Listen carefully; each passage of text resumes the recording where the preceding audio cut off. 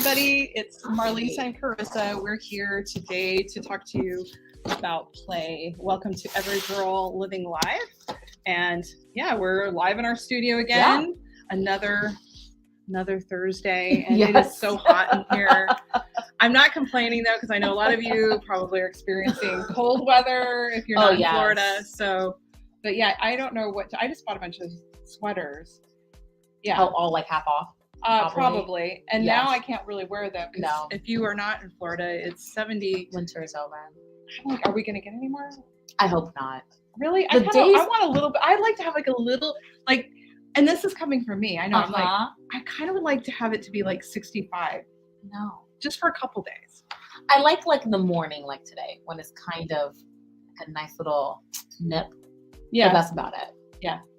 Well, it is nice. And we're wearing, sleeveless shirts or whatever, short sleeves. So short sleeves. So we're good. But anyway, so welcome again to Every Girl Living Live. And I am so happy that we get to talk to you.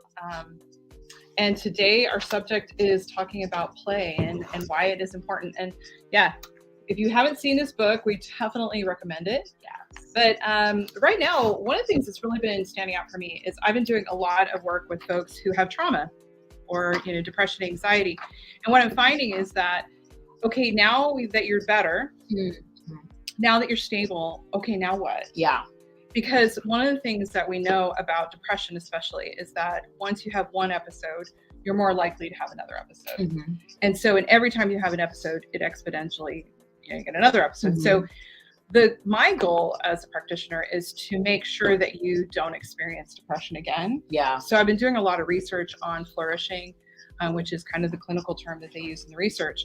And one of the things that kind of we look at is play. Like, we don't know how to play anymore. Yeah. So I don't know. Do you have a problem playing? Yeah. Well, I think that kind of led up to a lot of what happened when I entered adulthood officially, right? Like this sense of one of the best moments of my life was right after I finished grad school and I was waiting to start. Yeah. And I had literally 2 to 3 months, and all my friends did. Like, we kind of had 2 to 3 months of just nothing. Yeah. And we played. Like, we went to the beach, or we had different adventures, or we even sat down and like asked ourselves, like, what are we going to do this summer? Like, and we just played, right? Nice. Like, or like before going to camp, or before we would do more stuff. Like, I was able to play before like entering adulthood. And I remind myself of that, because even in college, like, we'd have moments of play. Like, we had a Chick-fil-A at my university. In the most random downtimes, like, we had a group chat and we would just all text each other, like, meet at the Chick-fil-A. Yeah. And we would just sit around and just play. Yeah. And just kind of like shoot the breeze for hours before someone's next class. And so sometimes it got too much, and someone's like, maybe I'm not going to go to finance. I'm like, you should go to finance. Yeah, you're right. But like we just played. And I think as I entered more of my adulthood, my friends and I talk about this a lot. Like, it's hard to plan anything so we can play. Yeah. And it's hard to just like find time in your day to play. Like, and it has to be intentional. And what play looks like now that we're older. And and I think that's the thing, is that we often wonder, like, what does it really mean to play? And also there is kind of a thing like, well, now I'm an adult, am I supposed to play? Is that really, what does that look like? And I think for me, one of the things that I'm realizing is, as you were talking about, I remember one of the things I loved about college was getting to play, right? Yes. I love that. There was like, I'm studying, but it's kind of, but you still have all this downtime. Yes. But I think for me, when I went into working, there was a little bit of this fear of, if I'm not serious, and then the basket or the bottom will fall out of my basket and I'm going to be homeless. Yes. So it's the most extreme. I will be on the side of the road with nothing to fend for myself. Yeah. And so we get really serious about everything. Like, okay, this is for reals now. Like, I got to make sure that this is working. And so we push ourselves into work, and it just doesn't really Or even that, like, I'm professional, right? Like, even if we think about like optics, like, I remember like going to go shopping for like work clothes, or like work makeup, or even if you look up clothes right now, right, it's like casual work, going out, right? Like, so it's kind of, if I'm going to be an adult, I need to wear the work clothes. Yeah. And I have to do like my hair, like the work way, and like do this, the work. And it's just like, you lose a sense of creativity in that, because not everyone fits into that mold all the time. Yeah. it's funny when I quit the hospital, I had, right before that I had bought like, I don't know, like that year before I bought a bunch of these pants that they were kind of those yoga dress pants. Yes. You know, so they're kind of, and partly was because I was teaching yoga at the hospital, but it was when I got done, I'm like, I hate these pants. Like I absolutely hate them. And so I ended up getting rid of all of them. I'm looking forward to that tomorrow. I don't want to wear this stuff. But yeah, I guess I'm curious about, you know, those of you that are watching or do watch this later, is that, you know, what about you? Do you find that you have made time to play? And if not, do you struggle with it just like Marlys and I have? Yeah. And, you know, what are, you know, in the comments, share with us, what are some of the things that have gotten in the way? What prevents you from playing? And have you even thought about like the importance of play? Is it important to you? Because I think that's something that I didn't realize how important it was. Yeah. Until I really started doing the research. And believe it or not, there is a ton of research on play and why it's so important for us. Well, it makes sense. I mean, like growing up, that's how as children we communicate. And you brought up earlier, like folks that have experienced trauma. Like I know for myself, I grew up in like an immigrant family. So, and I'm the oldest, right? And I'm the only girl. So maybe I did play, right? We had moments of play, but like it was also the reality of you knew that you kind of have to be ready. Like there was not a lot of time to just sit down and play, right? Like, so folks that even like have experienced some form of trauma or neglect or whatever growing up, like, or some folks that have also been, you were the parent. There's no sense of, well, I can do nothing and play. Yeah. And I think now, especially some parts of our culture, I think is dying down, but like earlier, especially like a couple like years ago, hustle culture, right? Like, if you do something and you're really good at it, instead of it being play, you can make it a side hustle. Yeah, exactly. If you're really good at this, just make it into a business, right? Because we're always wanting to be productive. And it has to have revenue, right? Like if something isn't bringing in some sort of revenue, whether that is money, attention, or anything, then like there's no value in it. But that's the thing with play, like it's not for anybody. It's not for anything. And I think that was one of the things in the book. There was a quote. I wonder if I can find it, but in there is that one of the things, and while I'm looking up this quote, one of the things that, as you said that, it made me think about when I was like, I love to paint, I love to art, but I did get to a place where it's like, well, if people don't like it, if I don't sell it, then what's the point? Yeah. Well, there isn't a point. Yeah. And this is the quote from the book. It says, play is an activity we engage in for its own sake, because we love it, because it feels good, because it brings joy. Brings joy. Yeah. And then how many of our folks that come to us with depression and anxiety, they probably haven't really experienced joy in a really long time. Yeah. And it hasn't been nurtured, because again, for most of us, it probably wasn't nurtured, right? Like recess at the school I went to, like recess stopped when you were in middle school. Yeah. So I remember when I used to do choir for my middle school kids specifically, they would ask, can we go outside? Yeah. And that became one of the things, like if we do our work, then we can go outside. But like, because they lost that. Yeah. Right. Like, it's like, well, now you're in middle school. You guys don't need recess anymore. Yeah. Now you're big kids, right? Like, but they needed to play. Yeah. And then it kind of goes into the personalities that we were just talking about, because that's when they all join teams, or they all join like ballet or dance or something, because that's part of their play, right? Just to explore. Yeah. Well, let's go into that. There is there's a researcher, believe it or not, his name is Dr. Stuart Brown, and he is the founder of the National Institute for Play, and he created or came up with this idea of play personalities. And so he said there's 8 of them. And right before we came on today, we actually went through ourselves and see what ours are. And number 1 is the collector. So if you enjoy building collections, like to maybe collect stamps or vintage cars, and you said that you fell into this one. Right? Oh, stickers. I love stickers. I love stickers so much. Since I was a kid, I had multiple books. Yeah. Just filled with stickers. And then I realized that as I got older, I have like literally 4 water bottles that are just filled with stickers. I was going to say, you have a new water bottle and there's no stickers. Yeah. But for the hydro flask, like me and one of my really good friends, we like stickered our hydro flask. Like that is my thing. Yeah. Yeah. I ended up putting some stickers on my computer. Partly was inspired by you.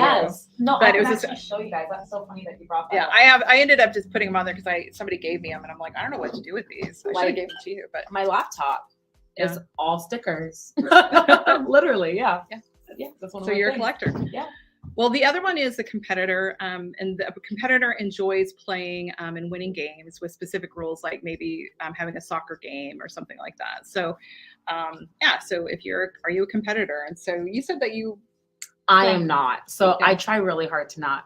I get very competitive, but I have friends that when we play board games, oh my gosh, I played Uno. I think it was Uno. No, it was, what's that one that? Sorry. Oh yeah. my gosh, Carissa.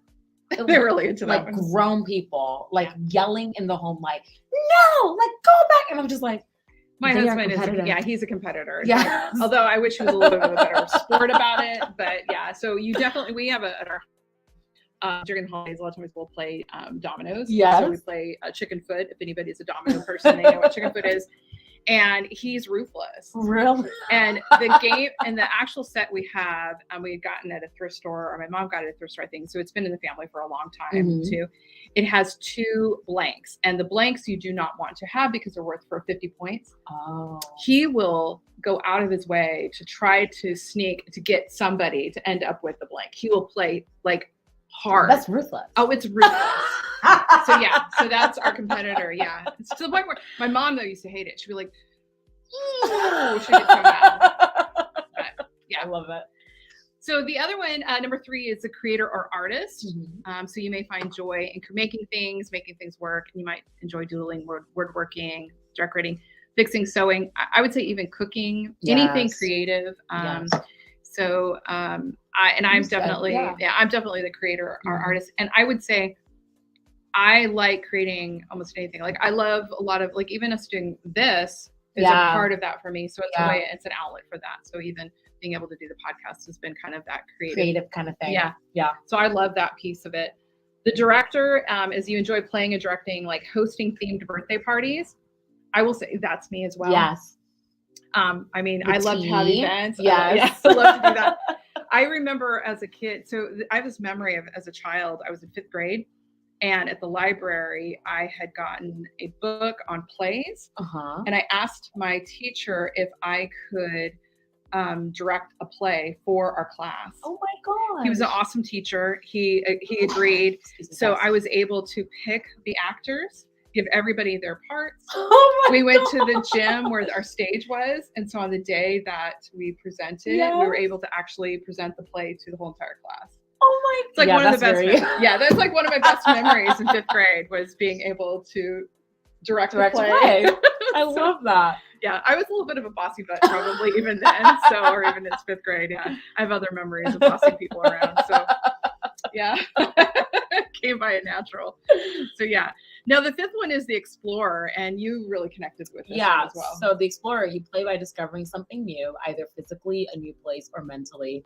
You might play by going on a vacation to a new place or discovering a new type of music. I very much am this. Like, I love traveling. Yes. Like for me, a trip to Target is exploring. Like it doesn't even have to be like, I can, and I have like a process. Like I go to like the clearance, like the $5. I look around. I always go to the clothes. I look at the earrings, like, or when I go vacation, I don't need to do like the excursions, right? Which makes sense. I think I plan trips a lot with a lot of people that are like, in a way, the directors. I have someone that plans a trip.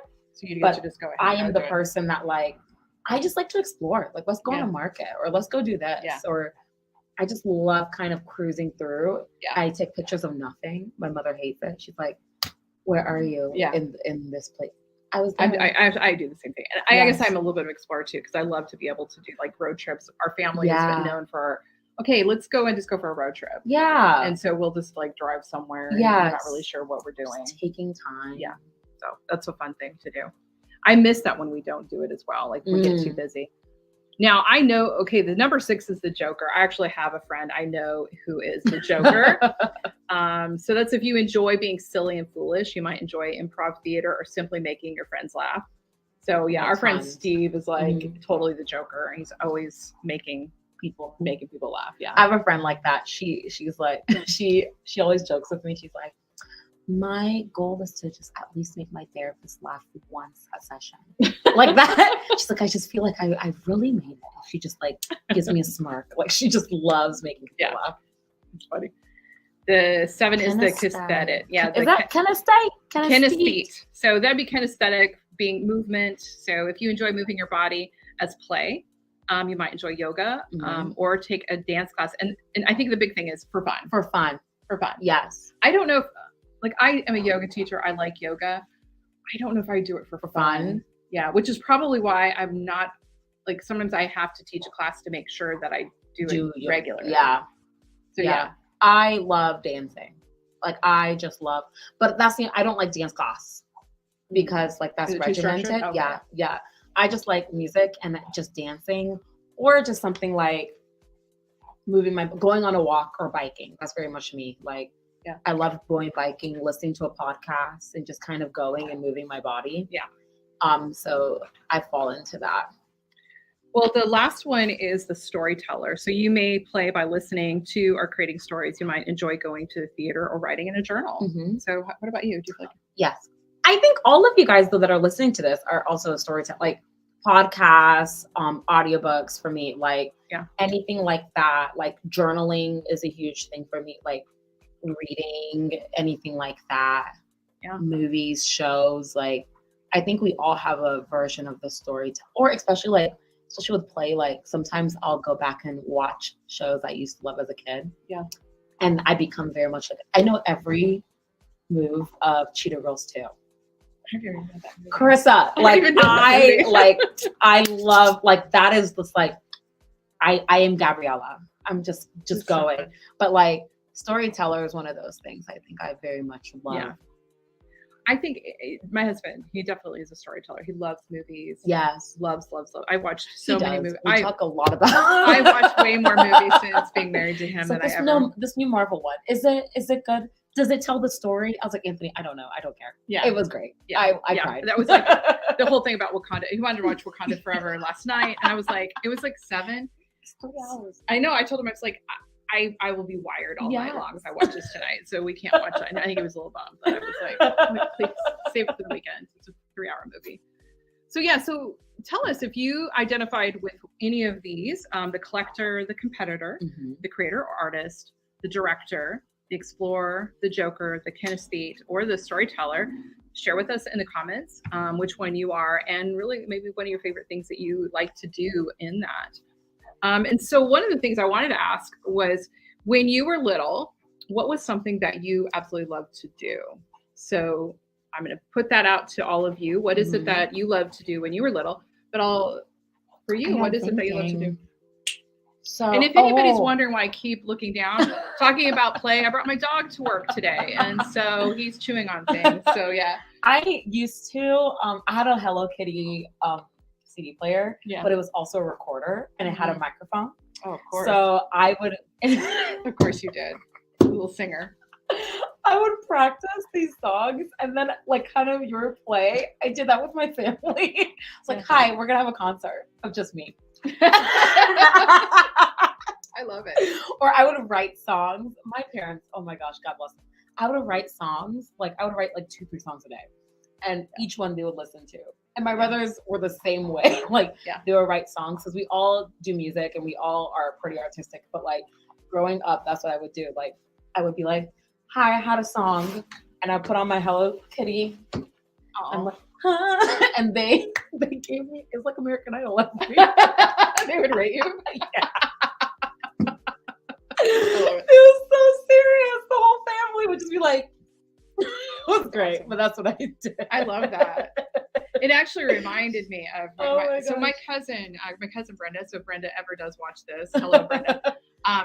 She actually, must be the same thing, like a storyteller, because she would orchestrate. So she was the oldest, and so there was 3 cousins, Becky, Terry, and Brenda, and then I was the baby cousin, like I was the little one. Yes. And so Brenda would basically make us like put on plays, and so they would like have big blankets and hold up the blankets so that there was a stage. And then I remember like Brenda would be whispering my lines in my ear and I would have to share them. Yeah, and so those are the greatest memories. Yeah, having those like shows. Yeah, so that was probably what's inspired my 5th grade. Yeah, that was yeah. So that was one of the things that I did. I also had remember having a night where I stayed up till like midnight, and I was probably in 3rd grade, and all I was doing was drawing horses and puppy dogs, trying to perfect my skill. Yes. Yeah, and having so much fun being able to draw my horses and puppy dogs. So, well, I hope you guys have really enjoyed today's discussion. But I do want to kind of leave a couple things with you. Is that there's really 3 things that to remind yourself of why this is so important. Is because number 1, it boosts your overall well-being. And so there is a study that was done in 2011 that it linked this overall well-being to like making people laugh, the ability to ease tension, being able to support the creative processes. And they found that it helped with higher creativity, appreciation of beauty, sense of hope, sense of humor. So those are just some things. It also helps you cope with stress. And so this is, again, like we're talking about this idea of being able to kind of flourish and decrease your rates of relapse for depression or anxiety is being able to kind of have this positive reframe and be able to enjoy your life. And then it also boosts your physical health. And so there was a 2019 study that found that playing with every day helped people with type 1 diabetes in many different ways, including improving their mood, feeling supported, and sharing more frequently with their partner about how their diabetes affected them. So even though we're having fun, it is pretty serious. Yeah. So I hope that y'all try something, kind of reconnect with that, and maybe thinking about, what is it? So if we talked about some ideas of things that we loved to do when we were little. What are some things that you love to do? And then what is something that you could do today that you could do similarly today to help to play? Yeah. So what is your takeaway from today? My takeaway is to play more and to like add more time for play. But I think this conversation as a whole too was so playful. Like we laughed a lot. And for me to also get this book, you see it at Target all the time, because I definitely do. But just this, because there's one part that I really loved at the back.